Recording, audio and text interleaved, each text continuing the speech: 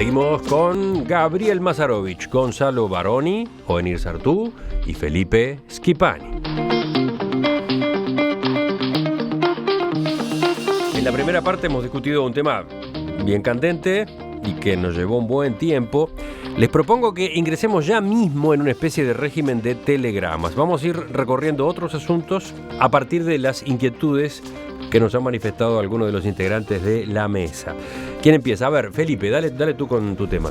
No, bueno, el país de este fin de semana da cuenta de una reunión de algunos legisladores departamentales, ediles y algún diputado, en lo que se ha dado en llamar la iglesia, la bancada evangélica, ¿no? Que compartirían el mismo credo. Ahí es una larga crónica del diario El País. A mí lo que realmente me llamó la atención y creo que merece un comentario de mi parte y creo que una reflexión, es un párrafo de esa crónica del diario El País, que de ser cierta realmente alarma y preocupa, ¿no? Dice así: entre otras cosas, se comprometieron, en referencia a la reunión de esta bancada evangélica, a respetar la Constitución y las leyes siempre y cuando no contradigan la palabra de Dios. Aseguraron que acatarán los dictados de su conciencia, informados por la palabra de Dios por encima de toda lealtad personal o partidaria, y dijeron que la base y el fundamento para su actividad será el Evangelio. Cualquier persona, naturalmente, tiene derecho a pensar lo que le parezca. Ahora, cuando ejerce una representación confiada por la ciudadanía, decir que respetarán la Constitución y la ley, siempre y cuando no contradiga la palabra de Dios, a mí me parece una afirmación, de ser cierta, enormemente preocupante. Porque quien ejerce una representación política, en este caso como los ediles o los diputados, tienen que ser estrictos y fieles cumplidores de lo que dice la Constitución y la ley. No debe haber nada por encima de la Constitución y la ley, y más aún en un Estado laico como el Estado uruguayo, que no reconoce creencia de ninguna naturaleza y en cuya cúspide de lo que es el orden jurídico están justamente las normas. En ese sentido me parece que son afirmaciones que a mí me preocupan, porque están trastocando un poco lo que es la tradición republicana del país. Y más cuando son ciertamente confusas, porque bueno, lo de la palabra de Dios, todo el mundo tiene derecho a creer lo que le parezca. Ahora, cuando ejerce su función como gobernante, bueno, tiene que atenerse a lo que dice la Constitución y la ley, porque esa es la única garantía que tenemos los ciudadanos de que no haya arbitrariedades por parte de ni el Estado, ni de los órganos del Estado, ni de las autoridades del Estado. La crónica señala que los evangélicos empezaron a tener mayor peso en la política uruguaya. En el periodo de gobierno pasado, Gerardo Amarilla, diputado nacionalista por Rivera, era el único en el Parlamento. Ahora hay otros dos, también del Partido Nacional, Álvaro Dastugue, electo por Montevideo, y Benjamín Irazábal por Durazno. Se aclara que Dastugue es también el primer pastor evangélico en la historia del Parlamento de nuestro país. Además, entre diputados suplentes, ediles titulares y suplentes y funcionarios de las intendencias y de organismos públicos de todo el país, hay otros 13 evangélicos en política que fueron identificados en sus iglesias locales y convocados para recibir la bendición el miércoles pasado en un acto que es el motivo central de la crónica, un acto que tuvo lugar en el Centro Cristiano del Cordón.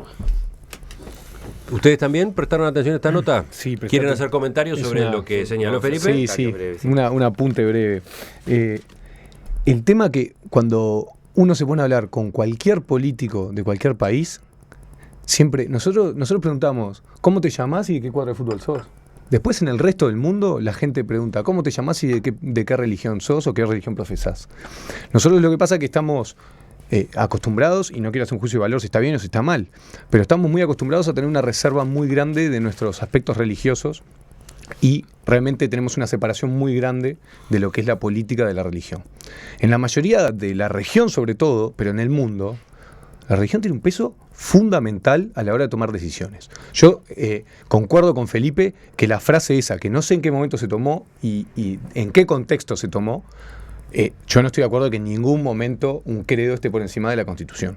Lo que sin embargo no me parece mal y no me asusta porque sucede en muchas partes, y creo que cada uno tiene, dentro de las libertades que nos da la Constitución, tiene la libertad de hacerlo.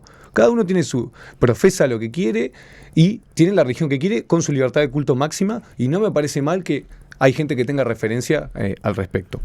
Lo que sí, de pronto, puedo estar en desacuerdo, que me parece que en particular lo suscribió uno de las personas que estaban ahí, no todos, porque incluso lo apuraron. La nota es bastante larga, va y vuelve, y me parece que incluso es confusa, y hasta en algún aspecto no apunta algo directamente. Me parece que por lo menos Amarilla, que yo lo conozco más profundamente, que está hace más tiempo, en ningún caso dijo eso al respecto, y me parece que hay que tenerlo en cuenta. En todas partes del mundo la religión y la política muchas veces van de la mano. Yo no digo que esté bien, lo que sí digo es que nosotros somos bastante raros en comparación con el resto del mundo. Los oyentes tienen posiciones distintas. Por ejemplo, Sandra, con su mensaje, señala que Dios los bendiga. ¡Bravo! Pero después también está María de Positos, que dice que la culpa la tiene el Partido Nacional, que por razones electoralistas convocó a cualquiera a llenar sus listas. Bueno, yo breve en esto, creo que es un tema que vale la pena debatir, en serio. Está muy claro. Primero, yo creo que no vale confundir entre las iglesias tradicionales evangélicas, por decirlo de alguna manera, porque de verdad que no conozco el término exactamente correcto cuál es, que tienen una larga presencia en el Uruguay, que han participado de muchas cosas. Yo recordaba, por ejemplo, al pastor Castro y su extraordinaria participación, que además fue reconocida por todos los partidos políticos del Uruguay, y su compromiso con la democracia, que encuentran desde la fe una determinada inspiración, pero hacen política en la política. No hacen una política confesional, que creo que es lo que puede estar en ese sentido planteado. Y lo otro son estas nuevas iglesias evangélicas que han tenido un gran crecimiento en la región, sin ningún lugar a duda. Por ejemplo, Lula llevó de vicepresidente un evangélico en Brasil, porque el PT había nacido del movimiento Sin Tierra y los movimientos base católico, y tuvo que incorporar a la iglesia evangélica por el peso enorme que tenía en Brasil, por decirlo de alguna manera. Pero creo que vale la pena seguir estos fenómenos, y que claramente cuando se plantea que no puede entrar en cuestión con las concepciones de Dios, la ley, etcétera, estaría bueno ver cómo van a manejar eso con los criterios partidarios y con los criterios de la Constitución. Van a entrar en conflicto, claramente.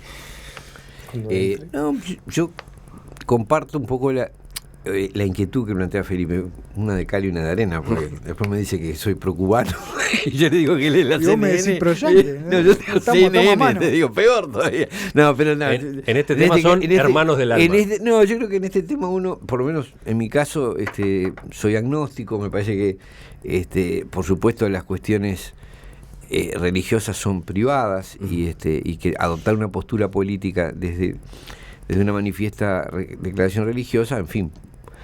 Por supuesto, la persona tiene todo el derecho de hacerlo, ¿no? Si nosotros vivimos en sociedades muy complejas, donde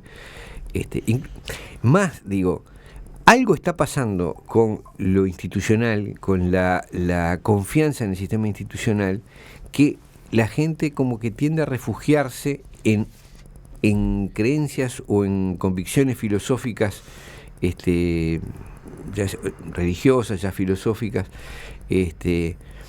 o en otro tipo de creencias, ¿no? Por ejemplo, a nosotros nos sorprende que se diga que los valores religiosos, o como dice alguno de esos, no sé si legisladores o ediles, que dice que la Biblia es la Constitución universal. Sí, ¿no? La Biblia es la Constitución del universo. Del universo. Es decir, sin perjuicio de que algo así como 3/4 partes de la humanidad no aprueben esa Constitución y tengan otra. Pero bueno, ese es otro problema. No, digo, por ejemplo, el discurso recurrente a los derechos humanos, ¿no? Que sostiene que por encima de todas las constituciones está la Declaración de Derechos Humanos que ha hecho las Naciones Unidas, por ejemplo. Bueno, también plantea un problema. Es decir, algo está ocurriendo por el cual la creencia en el sistema institucional nacional está un poco debilitado y se buscan certezas fuera, en otras creencias o en otras fes, algunas religiosas y otras no religiosas. Felipe, tú que largaste el tema después de escuchar a tus compañeros de mesa, ¿qué estás agregando? Simplemente compartir la preocupación y recalcar el derecho que tienen todos los ciudadanos a nuclearse del modo que entiendan oportuno, Lo único sí que cuando uno ejerce representación popular debe atenerse a lo que son las normas que rigen un Estado de Derecho como es el Gonzalo. Estado uruguayo. A mí me gustaría que muchas veces los periodistas que sacan ese tipo de notas que son bastante llamativas y que nos tienen entretenido un buen fin de semana, también vaya a otro tipo de reuniones que no necesariamente son religiosas y que hay en varios lugares, ¿no? Y que también toman en cuenta cosas. Lo que pasa es que no salen público y no salen declaraciones textuales entrecomilladas. Pero hay otros lugares que no necesariamente son religiosos que también se acuerdan cómo actuar y cómo dejar de actuar en política. A ver, ¿a qué estás aludiendo? Estoy aludiendo que la gente, como bien decía Felipe, se reúne de distintas formas. Pero ¿en qué no estás necesariamente. pensando concretamente? No, yo lo que estoy pensando es que las lealtades no necesariamente son partidarias. Y a veces hay que cuidarlo, hay que tenerlo en cuenta, como dice Gabriel. Hay que seguirlo de cerca, pero no necesariamente la gente tiene las lealtades que necesariamente públicamente dice.